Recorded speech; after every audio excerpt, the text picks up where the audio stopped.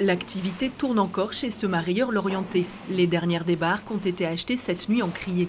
Mais dès ce mardi, il va falloir trouver du poisson ailleurs et certaines espèces comme la sole ou le merlu vont clairement manquer. Le merlu, nous sur l'Orléans, l'année dernière, on en a utilisé à peu près une quarantaine de tonnes sur un mois, sur 20 jours d'activité. C'est-à-dire que rien qu'une espèce, c'est quasiment 2 tonnes de moins par jour.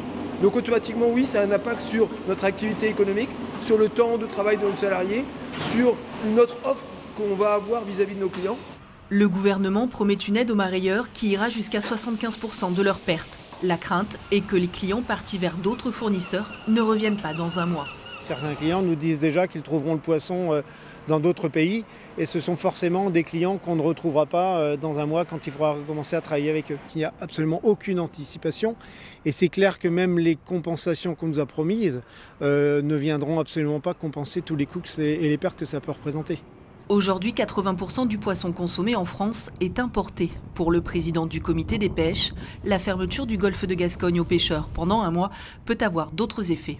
C'est de favoriser du poisson qui viendrait de pays tiers, de Chine, où aujourd'hui on sait qu'il y a 7000 navires de pêche industrielle, qu'ils pêchent 39% des ressources dans le monde dans une totale pêche illégale et non réglementée, non encadrée. Ces ONG font tout pour que la pêche puisse s'arrêter le plus longtemps possible et définitivement. La filière s'attend à un mois de janvier financièrement catastrophique, avec plusieurs millions d'euros de pertes de chiffre d'affaires annoncés.